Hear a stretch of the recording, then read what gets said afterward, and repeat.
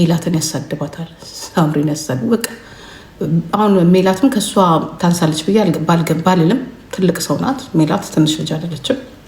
ግን ቢሆንም የዚችኛው አልቆመም።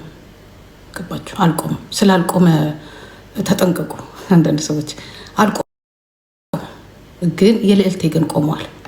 የልዕልቴ እየቆመ ነው፣ በመቆም ላይ ነው ያለው እና ልዕልቴ ሲቆም የልዕልቴ ጓደኞች ደግሞ አሉ የመሳሰሉት ሲቆም የመጨረሻው 48 ዓመታቸው ላይ ሲቆም እንዲህ ነው የሚያደርጋቸው።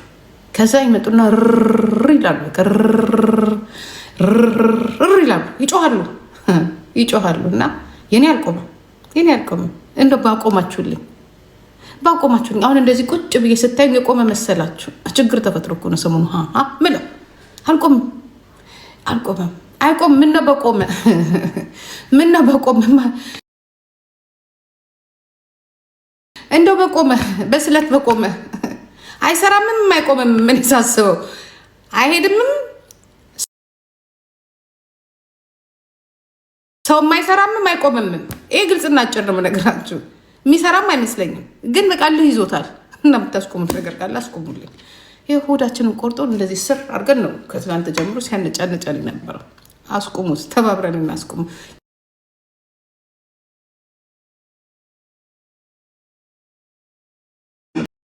ከዛ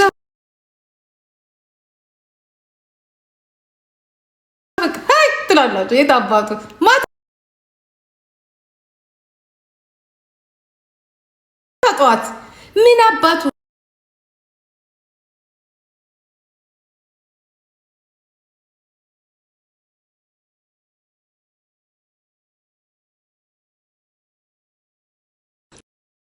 በጣም ችግር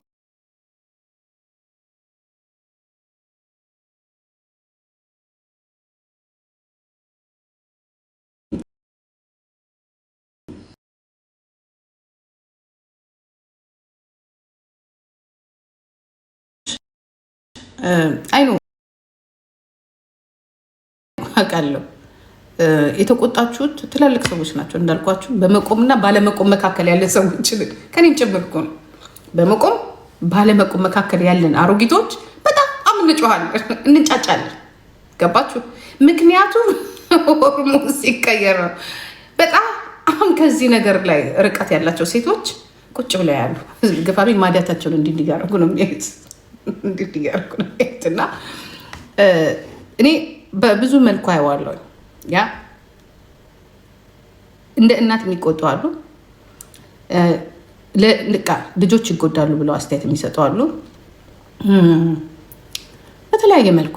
ግን ሚዲያ ላይ ወጥተው ልክ እንደ ማርያም ጠላት አፈር ያስበላሽ ምናምን እርግማኑ አይቀር ስድቡ ምናምን። ግን ደስ የሚለኝ እንደሆነ ታውቃላችሁ፣ እኩዮቹ አይደሉም እየተናገሯት ያሉት። በዚህ ዘመን ውስጥ የሚኖሩ ዘመኑን መስለው የማይኖሩ ደንቆሮ ሴቶች ናቸው። ደስ የሚለኝ ምናልባት ወንዶች ቴንኪው አመሰግናለሁ። 99% ማለት እችላለሁ። በጣም ነው የማመሰግነው።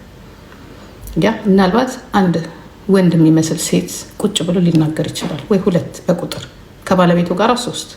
በተረፈ ግን ወንዶች ባለመናገር የምትተባበሩትን ነገር ያው የጥፋቱ ባለቤቶችን ብትሆኑ ሁላችሁም በየቤታችሁ የራሳችሁ አሻራ አላችሁ። ግን ደስ የሚለው ነገር ወንዶች ናቸው። በቃ ወንዶች ናቸው። ወንድነት ይሄ ነው። ልትጣላም ትችላለህ፣ ድርጊቱን ልትፈጽም ትችላለህ፣ ልትሳሳትም ትችላለህ። ግን በስህተት ላይ ወጥተህ እንደ ሴት እንዲህ ብለህ ጥፋትን ለመደበቅ የምትሰነዝራቸውን ቃላቶችን በመቆጠር ያንን እንኳን በመተባበራችሁ ከሴቶቹ ይልቅ እኔ ቴንኪው ማለት የምፈልገው በመጀመሪያ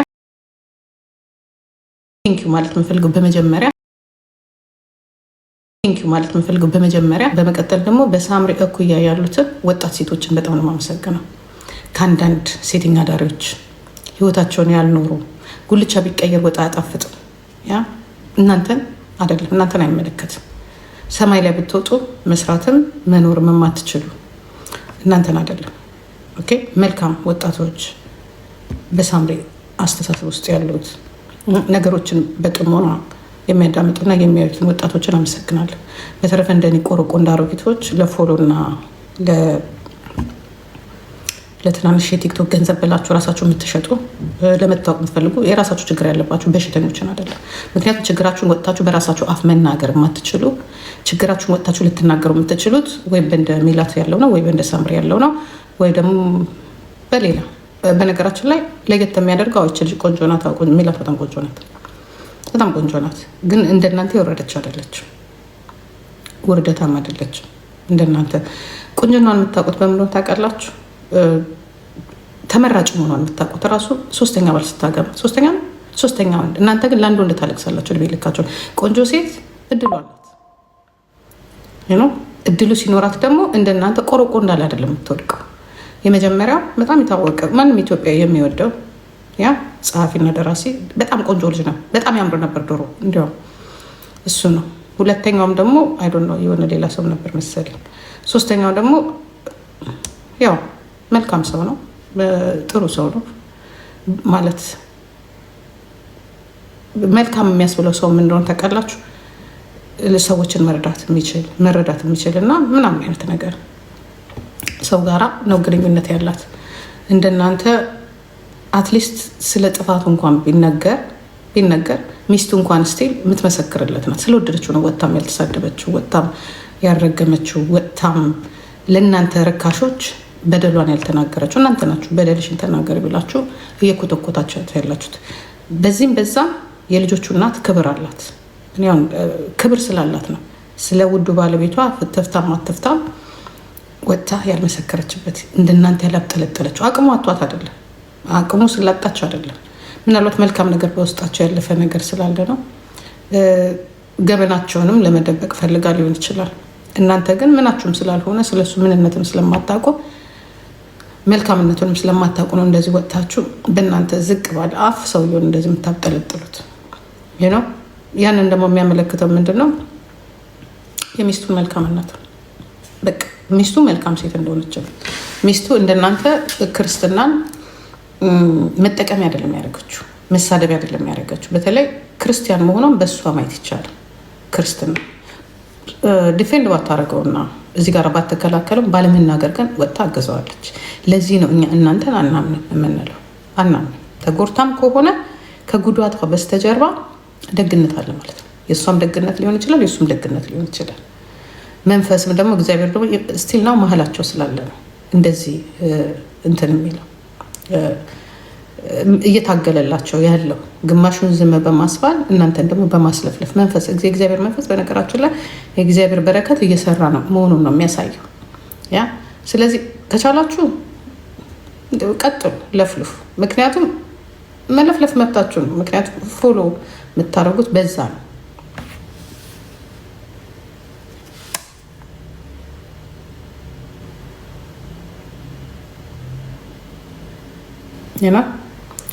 ስለዚህ ኤኒዌይ እኔ ጂጂ ተናግረሻል ምናምን ለሱ አግዘሽ፣ እኔ አላግዝም ለሱ። ለምን ማግዘው? እኔ አብሬ ኖር ያለው እንዴ? ቤት ውስጥ ምን እንዳደረገ ምንም የማውቀው ነገር አለ ነው ለሱ ማግዘው? እኔ ውጭ ያለውን ነገር ነው እየተናገርኩ ያለሁት። በእናንተ ብልግና አፍ የምትናገሩት ነው እየተናገርኩ ያለሁት። ምክንያቱም እናንተ የምትሳደቡት ስድብ እንኳን ለዚህ አይደለም ለሰይጣን የማይገባው። እሱ የበደለው ነገር ሊኖር ይችላል፣ አይችልም እያልኩኝ አይደለም። ወንዶች ቤት ውስጥ ሌላ መልክ እንዳላቸው በራሳችን ህይወት እናውቃለን። የቤት ምንድን ነው የሚባሉት? አንድ ተረት አለ። የቤት ምን የውጭ ምን የሚባል ተረት አለ እና እኔ ለሱ ልመሰክርለት አልችልም። ልመሰክርለት የምችለው በማየው አንደበቱ፣ በሚያወራው ንግግሩ፣ በማየው ነገር ነው። ለሚስትየውም እንደዛው በማየው እኛ ሁላችንም አናውቃችሁ። ይሄ ሁላ የምታየው የቲክቶክ ነዋሪ የኢትዮጵያ ህዝብ እናንተ ከምታሳዩት ነገር ነው የምንናገረው እንጂ አብረን አልኖርም። እኔ እንደዚህ አይነት ባህሪም የለኝም። ተናግሬ አንድ ቀን አፍሬ አላውቅም። ማፈርም አልፈልግም። ተጠንቅቄ ነው የምናገረው። የማንንም ሳይድ ይዤ መናገር አልችልም። የዛች የአዲሷንም የአሮጌዋንም ከውጭ ባለው ነገር ነው የምናገረው። በቀይ ነው እንጂ እኔ ለሱ ማገዝም አልችልም፣ አልፈልግም። የሚያሳምን ነገር ካለ እወቅሰዋለሁ፣ ግን በእንደናንተ መልኩ ግን አልናገረውም። ይህን ነው። እንደናንተ ባለጌ አይደለሁም፣ አልቅሶም። እንደዛ የሚባልም ሰው አይደለም፣ የሚባሉ ሰዎች አይደሉም። 20 ዓመት ቀላል ነገር አይደለም አብሮ መኖር። 20 ዓመት እነሱ ስለተስማሙ ነው የኖሩት። ያ ብዙ ውጣ ወረድም ቢኖረው ስለተስማሙ ነው የኖሩት 20 ዓመት ማለት ነው። እና በእኔ አፍም እንደዚህ የሚዋረድም ሰው አይደለም፣ ባለጌም አይደለሁኝም። ባለጌ ወልዶ ባለጌም አላሳደገኝም። ያ ቀልድ ነው። ያ ቀልድ አንዳንዴ በቀልድ የምንስተዳደባቸው ምናምን ነገሮች ሊኖሩ ይችላሉ። ግን በዚህ መልኩ ግን ባለጌ ወልዶ አትሊስት ማህበረሰቤን አይደለም ሀገሬን ማሰደብ አልፈልግም። ኢትዮጵያ የሆነሽ እንደዚህ አይነት ነገር ስትናገሪ የልጆች እናት ሆነሽ ለዚያው ያ ፍርሃ እግዚአብሔር ለዚያም ጴንጤ ነኝ ክርስትናን አውቃለሁ ብለሽ በጣም ጴንጤ ነኝ ስላችሁ ጴንጤ የተሻለ ሃይማኖት ወይንም ከሌላው ነው እያልኳችሁ አይደለም። ግን ያው ባይብልን ስተዲ የማድረግ እድላችሁ በጣም እንትን ነው ቅርብ ነው እና የእግዚአብሔርን ቃል ደግሞ በትንሹም አውቃለሁ የሚል ሰው ከአፉ እንደዚህ አይነት ነገር አይወጣም። ያ ነው የሚያሳፍረው። በተለይ እንቁርቴ ያች እንኳን የዩቱቧ እንኳን እብድ ናት እሷ። ሃይማኖቷ ራሱ ሰይጣኒዝም ቢባል ጥሩ ነው። ምክንያቱም የሰይጣን ስራ ነው የምትሰራው፣ ንግግሯም የሰይጣን ነው። እሷ እኛም ከእንቁርቴ ደግሞ እሷ ትሻለኛለች። ምክንያቱም እሷ ገንዘብ ነው የምትፈልገው። ስለዚህ ገንዘብ የሚያመጣ ነገር ደግሞ በአለማችን ላይ እያየን ያለ ነው። ጥይት የሚይዘው እየተገዳደሉ ነው እያየሁት ያለሁት። ምክንያቱም ለማክት፣ ለስልጣን፣ ለገንዘብ፣ ለፖለቲካ ሰዎች ይገዳደላሉ። አምኤንደ ምንድነው ገንዘቡን ለመቆጣጠር ነው እንጂ ለህዝብ አስበው አይደለም። እኔ እንዲያውም ለእኔ እንትና ትክክል ናት። በቃ ለገንዘብ ብላ ልታርድንም ትችላለች፣ ልትቆርጠንም ትችላለች። ዩቱበር ስለሆኑ ማለት ነው። ልትፈልጠንም ትችላለች። ዛትስ ዋይ ብዙም እኔ ሲሪየስ አልወስደው። ምክንያቱም በቃ የሆነ ነገር ቶፒክ አለ ያንን እዛ ነገር ላይ ለዛሬ ማንም የሚያደርገው ነው። በእነሱ መልኩ ባያደርገውም ማንኛውም ሶሻል ሚዲያ ኢቨን ሴኔን የሆነ ቦታ ላይ ዛሬ ሴኔን የምትሉት ቢቢሲ የምትሉት ትልቅ ሚዲያ የሆነ ቦታ ላይ የሆነ ነገር ይፈጠራል፣ ያንን ቴክ ያደርጋል። ከዛ በኋላ ያሰፋዋል፣ ይተነትናል፣ ውሸቱንም እውነቱንም ያደርጋል፣ ሚዲያውን ያሳድጋል። ማንኛውም በቃ ዛስ ሚዲያ የሚዲያው ትንሽ እንቱን ይዛችሁታል። ግን እውነታዊቱ ጋር ነው ለምታረጉት ነገርስ ትጎዳላችሁ አትጎዱም የሚለውን ትጠቅማላችሁ አትጠቅሙ።